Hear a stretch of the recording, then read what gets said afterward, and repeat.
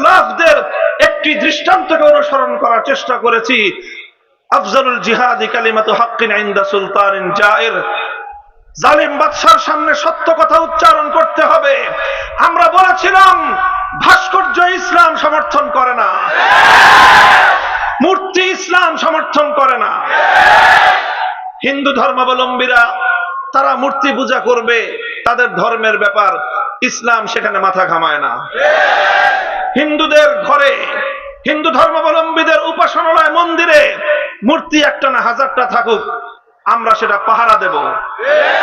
আমরা কোনদিন কোন হিন্দু ধর্মাবলম্বীর কোন মূর্তি ভাঙা তো দূরের কথা, সেখানে অন্য কাউকে ভাঙতে দেব না, এটা ইসলামের শিক্ষা। কিন্তু কোন মুসলমান ব্যক্তির বিশেষ করে রাষ্ট্রীয় সম্পদ ব্যয় করে জাতীয়ভাবে ভাস্কর্যের নামে মূর্তি নির্মাণ করা হবে, এটা ইসলাম কোনদিন সমর্থন করে না।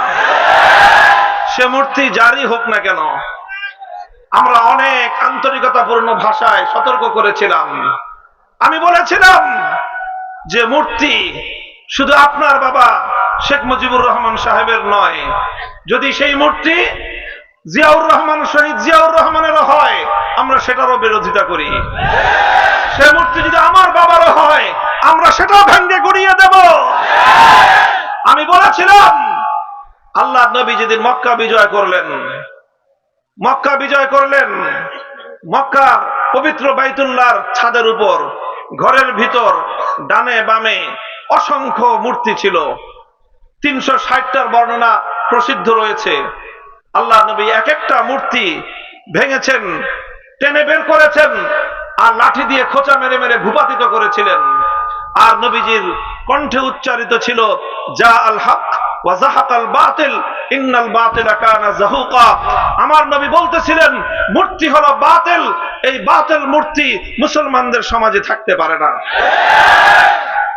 এরপরে একটি মূর্তি বাইতুল্লাহ শরীফের ভিতর থেকে, কাবা শরীফের ভিতর থেকে বের করা হলো। মূর্তিটি তারা নাম রেখেছে খলিলুল্লাহ ইব্রাহিম আলাইহিস সালামের মূর্তি।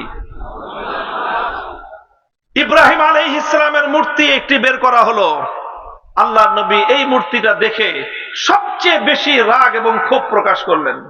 অন্য কোন মূর্তিতে আমার নবী এতটা ক্ষুব্ধ হন নাই, স্বয়ং ইব্রাহিম আলাইহিস সালামের মূর্তি দেখে আল্লাহর নবী যতটা ক্ষিপ্ত হয়েছেন।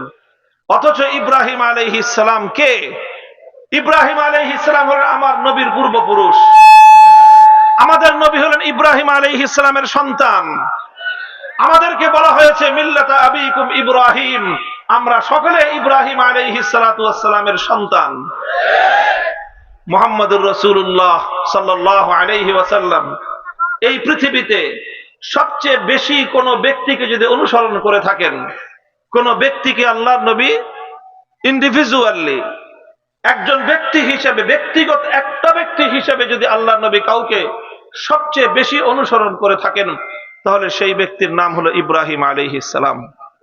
কারণ তিনি তার পূর্বপুরুষ, বাবার বাবা মানেই বাবা। সেই বাবার মূর্তি দেখে আল্লাহর নবী কি বলেছিলেন, কি ছিল নবীজির প্রতিক্রিয়া? নবীজি বলেন কাতালাহুমুল্লাহ, কাতালাহুমুল্লাহ, আল্লাহ এই বেঈমান কুরাইশদেরকে ধ্বংস করুক, যে তারা ইব্রাহিম আলাইহিস সালামের নামে ভণ্ডামির মূর্তি বানিয়েছে। তারা ইব্রাহিম আলাইহিস সালামের হাতের মধ্যে জুয়ার থলি ঝুলিয়ে দিয়েছে। এই কথা বলে আল্লাহর নবী নিজ হাতে ইব্রাহিম আলাইহিস সালাতু ওয়াস সালামের বানানো সেই মূর্তি ভেঙে গুড়িয়ে দিয়েছিলেন। আমি সেদিন বলেছিলাম নিজের পূর্বপুরুষদের মূর্তি বানানো এটা মুহাম্মদুর রাসূলুল্লাহ সাল্লাল্লাহু আলাইহি ওয়াসাল্লামের আদর্শের অনুসরণ নয়, বরং যারা নিজেদের পূর্বপুরুষদের মূর্তি বানায়, মক্কার আবু জাহালরা বানিয়েছিল ইব্রাহিম আলাইহিস সালামের মূর্তি, আজও যারা নিজেদের পূর্বপুরুষদের মূর্তি বানাবে, তারা নবী মুহাম্মদ আরবি সাল্লাল্লাহু আলাইহি ওয়াসাল্লামের আদর্শের অনুসারী হতে পারে না, তারা আবু জাহালের প্রেতাত্মা।